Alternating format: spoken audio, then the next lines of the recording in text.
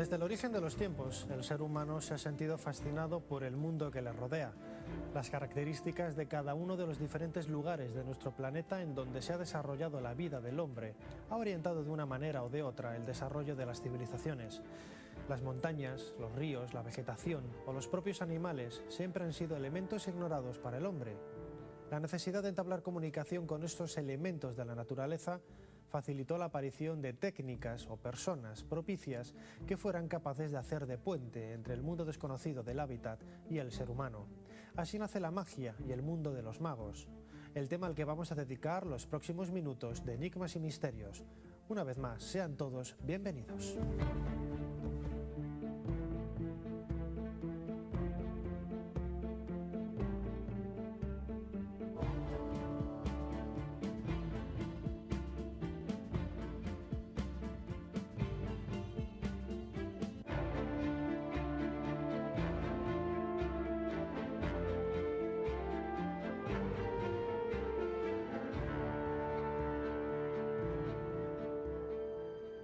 Se entiende por magia el arte de influir en el curso de los acontecimientos naturales o adquirir conocimientos por medios sobrenaturales. En muchos casos, la magia está relacionada con otras ramas del saber como la alquimia, el ocultismo, el espiritismo o el mundo de las supersticiones y la brujería. La palabra magia viene del término magi, que hacía alusión a uno de los elementos religiosos de la antigua Babilonia, que incorporaron los magos, casta de los sacerdotes de la antigua Persia, y que se ocupaban de todo lo relacionado con lo oculto. Por su parte, los griegos y los romanos también practicaron lo que hoy conocemos como magia, una costumbre muy común en otras culturas de la antigüedad e incluso en los pueblos más primitivos. En este mundo nuestro estamos acostumbrados a que magia son cosas extraordinarias que escapan a la razón. Y cuando uno tiene la oportunidad de viajar por muchos lugares de este planeta, vivir como mucha gente vive, abrir un grifo de agua puede ser un acto mágico, quizá el acto más mágico que uno pueda acometer. Pero fuera de ese contexto hay un montón de reglas desde siempre que han correspondido con la antigua cultura, incluso con la religión del principio, la religión primigenia, que hablan de ciertos hechos, ciertas fórmulas, ciertas maneras de convocar elementales, de convocar situaciones, para tratar de hacer que el universo conspire y funcione con arreglo a nuestros deseos. Uno de los elementos que han servido para eso han sido los talismanes. Este es uno de ellos, es una piedra de otro planeta, obsidiana. Me fue entregado por un grupo, una fraternidad mexica en México, con la cual fui iniciado, y tiene el poder de muchos poderes. Uno de ellos, por ejemplo, aparte de protegerme contra todo tipo de influencias negativas, ellos contaban que uno con él, si lo sabes transmutar, si lo sabes hacer manejar, te convierte en un animal. Cada uno de nosotros tenemos un animal de poder. Puedes convertirte en un águila, puedes convertirte en un jaguar, en una serpiente, e incluso poder estar en dos lugares diferentes al mismo tiempo, o, si eres capaz de hacerlo, volverte invisible. Como vemos, la magia siempre ha estado muy presente en la historia del hombre. Canalizada por una suerte de elegidos, el resto de personas que formaban parte de la comunidad se beneficiaban de la acción de los dioses. Al menos es esta una de las explicaciones que han proporcionado los antropólogos sobre el significado de la magia. Hoy los llamaríamos médiums o contactados, pero hace miles de años los magos de los clanes ya hacían de puerta entre las fuerzas incontroladas de la naturaleza y los hombres. Rodeados de un halo de poder, esta clase social ya vivía recluida en edificios especiales, en donde, siguiendo un extraño ciclo de autorreciclaje, formaban continuamente nuevos iniciados que al cabo de los años les podían sustituir. La magia adquiere en los documentos antiguos un protagonismo especial. Con ella, los iniciados en el conocimiento esotérico podían controlar algunos de los fenómenos producidos por la naturaleza, incomprensibles la mayoría de ellos para el resto de los mortales. Al vincular estos fenómenos naturales al poder de diversas divinidades y viendo que estos sacerdotes parecían controlar por medio de la magia los designios divinos, el pueblo reconocía las facultades milagrosas de sus sacerdotes. Como sucede con otras ramas del saber humano, La magia, tal y como la entendemos hoy, comienza en Egipto hace prácticamente 5.000 años. El papiro Westcar recoge 5 cuentos, de los que únicamente se conserva de forma entera los 3 últimos. Escritos en egipcio medio con un lenguaje ameno y sencillo, cuentan diferentes sucesos acaecidos en época del faraón Keops durante la cuarta dinastía, hacia el 2575 a.C., protagonizados por diferentes sacerdotes magos que hacían gala de una serie de prodigios espectaculares. Bajo el título de Jedi el Mago, se describen los increíbles poderes de un sacerdote centenario y de excepcional apetito, reclamado por el propio faraón Keops después de que llegara a sus oídos que este hombre era conocedor del número de cámaras secretas que había en el templo de Thoth, dios de la sabiduría y de las ciencias. Se presentó en el Palacio Real con el fin de realizar una demostración de sus increíbles dotes para la magia. Entre todas ellas destacaba el que Jedi fuera capaz de devolver la vida a cualquier animal después de que fuera sacrificado. De esta guisa, el anciano sacerdote mago degolló y revivió una oca para sorpresa de todos, después de haber colocado su cabeza y su cuerpo en extremos diferentes del gran salón de recepciones del Palacio Real de Keops. Existen lugares en diferentes partes del globo que se caracterizan por poseer una serie de cualidades que los convierten en lugares especiales, relacionados en muchas ocasiones con espacios en donde han sucedido fenómenos extraños.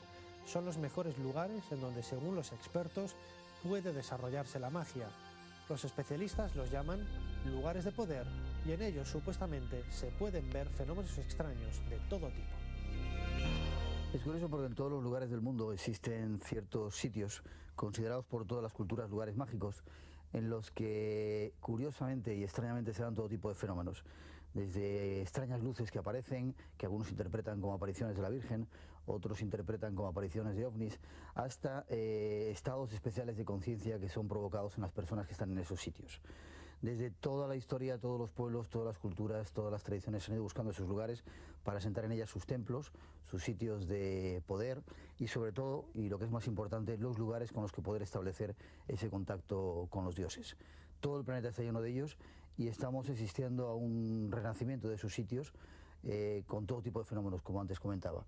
Las modernas apariciones de la Virgen en varios lugares lo están probando y la cantidad de ovnis que se ven en diferentes partes del planeta también están indicando que esos lugares de poder se están reactivando en todo el orbe de este planeta. Aunque nos resulte extraño de comprender, la magia sigue aún hoy muy ligada a nuestra cultura occidental. Gracias a todo el legado judeocristiano hemos sido capaces de absorber algunos de los elementos básicos que tanta influencia tuvieron en la vida diaria del antiguo Próximo Oriente. La Santa Misa que se celebra en nuestras iglesias no es más, al fin y al cabo, que la evolución de un milenario ritual mágico en el que un elegido, léase sacerdote, servía de conexión entre los humanos y la divinidad para hacer partícipe y beneficiar con su gesto al resto de la comunidad. Además, si investigamos la historia que rodea a las iglesias, ermitas o grutas de nuestros pueblos y ciudades, descubriremos que la tradición del lugar hunde sus raíces seguramente en la propia prehistoria. No es extraño que la inmensa mayoría de las cuevas que hoy desempeñan un papel de culto relacionado con alguna aparición mariana fueran hace miles de años centros en donde se llevaban a cabo ritos primitivos. La respuesta a por qué la tradición se ha seguido manteniendo con el paso de los siglos quizás la tengamos que buscar en la propia naturaleza de esos lugares, ya que se trata de lugares mágicos en el sentido más amplio de la palabra. Algunos de ellos han permanecido casi vírgenes hasta la actualidad, contando con la virtud de que aún mantienen esa esencia extraordinaria que les ha hecho tan atractivos a los ojos de muchas personas. Es obvio que la Gran Pirámide ha ejercido siempre una fascinación tremenda sobre todos los viajeros que han acudido hasta sus faldas. Quizá uno de los ejemplos más conmovedores es el que tiene como protagonista Napoleón Bonaparte. La madrugada del 12 al 13 de agosto de 1799, Napoleón decide quedarse a solas dentro de la Gran Pirámide, probablemente para someterse a sí mismo a una prueba de valor. una prueba que consistiría en superar el miedo a la muerte, el miedo al tránsito, al más allá, como probablemente también habían hecho antes que él otros grandes personajes de la historia a los que Napoleón admiraba, como Julio César, o incluso se ha llegado a decir del propio Alejandro. La prueba más clara de la importancia social de la magia en nuestra cultura moderna es la existencia de amuletos, escarabajos de la suerte, pulseras para vernos favorecidos en el amor o las comunes estampitas de los santos. Los llamemos como los llamemos, no son más que simples amuletos mágicos, con una tradición milenaria que hunde sus raíces en los antiguos cultos paganos. Un amuleto no es más ni menos que cualquier objeto empleado con fines mágicos. Da igual el material que se utilice para ello. Normalmente se trata de piedras, tejidos o papeles con un texto grabado o fragmentos de metal. Lo más común es llevarlo siempre cerca de uno mismo, en el cuello, en la muñeca, como si fuera una pulsera o en uno de los bolsillos. De esta forma, y sin que se separe de nosotros, nos protegerán sus propiedades mágicas, encaminadas comúnmente a la defensa contra cualquier contratiempo. Ya en la antigüedad era muy común encontrar este tipo de amuletos en forma de collar. Así sucedía, por ejemplo, en el antiguo Egipto o en Grecia, en donde recibían el nombre de filacterion. En otras ocasiones, los amuletos de los judíos, por ejemplo, consistían en tiras de pergamino que contenían inscripciones extraídas de los pasajes de la ley, siendo utilizados por la escuela farisaica como símbolos de piedad, pero también como elementos de protección contra los malos espíritus. Carlos Castaneda y algunos investigadores de todo este tipo de temas decían que cada uno de nosotros tenemos la posibilidad de trascender este mundo en el que estamos, convertirnos en un animal e ir más allá. Y todo, la mayoría de las veces, gracias a este tipo de objetos. Yo hace poco estaba con uno de los hermanos de los que me entregaron esta piedra y fue curioso porque estábamos en una playa, estábamos separados como 1 kilómetro uno del otro.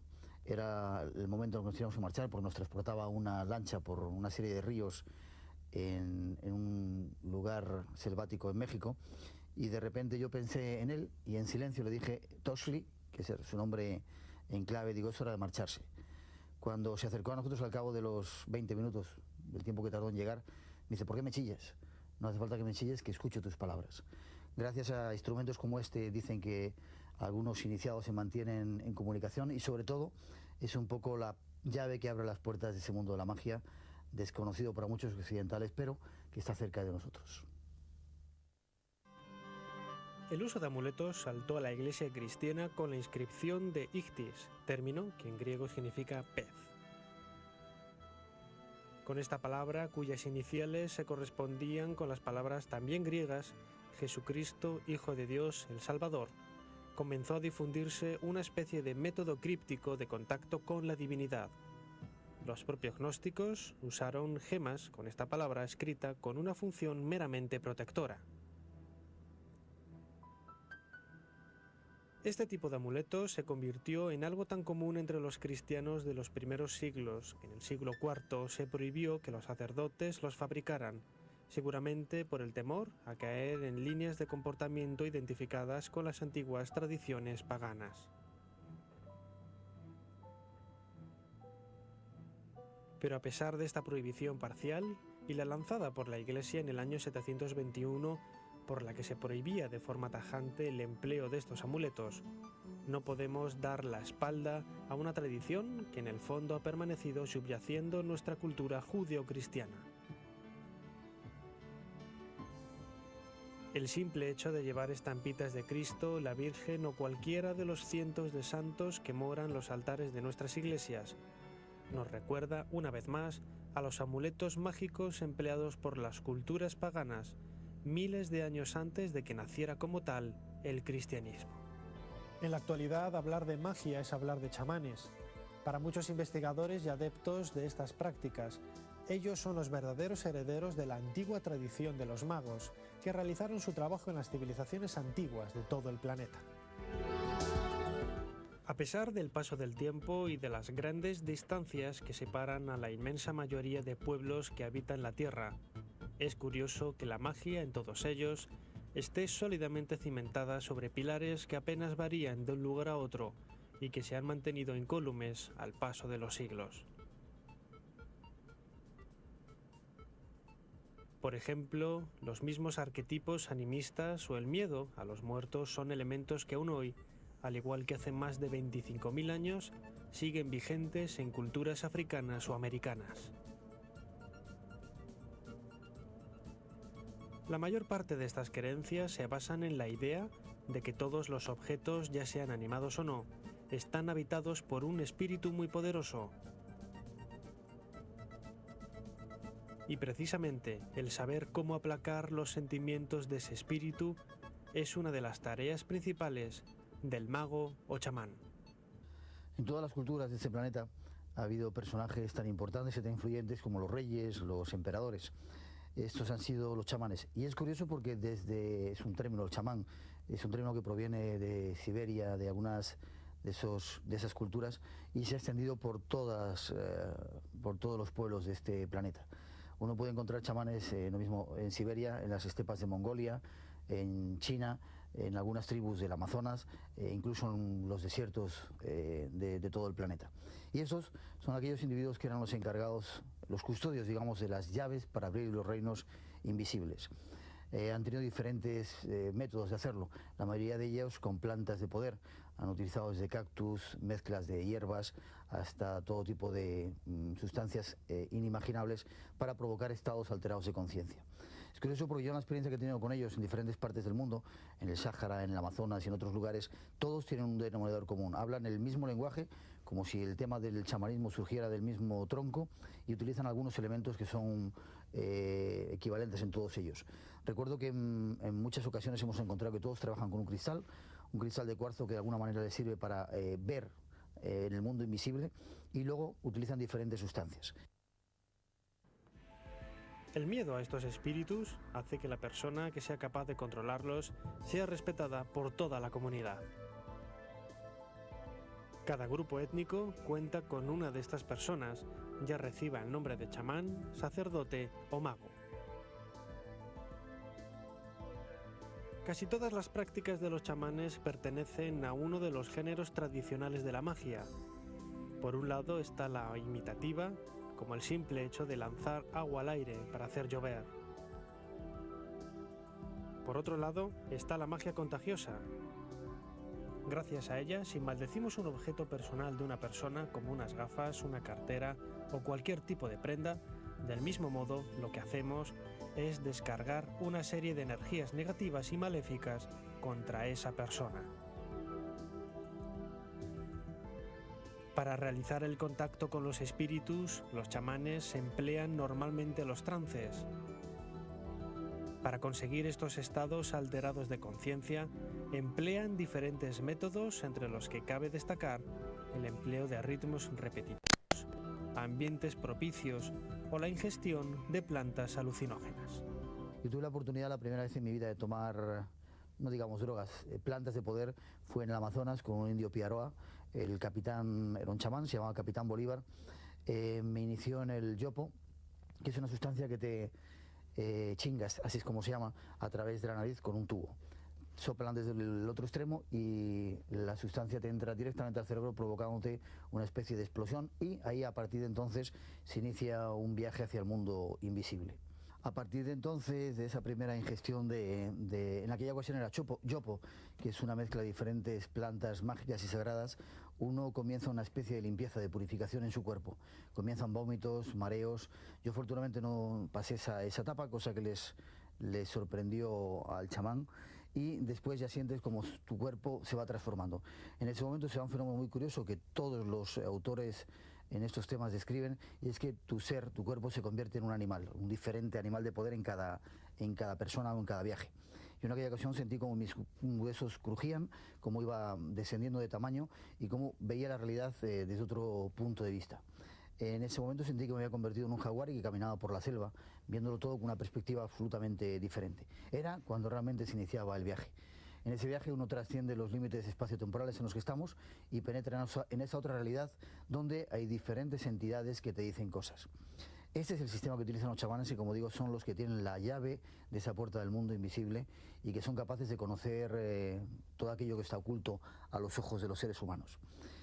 Fue curioso porque en ese mismo viaje, nosotros, después de ver al capitán Bolívar, que estaba perdido en medio de una tribu en la selva amazónica, nos hablaron de otro chamán que estaba a 3 días de diferencia navegando por el río Paraguasa.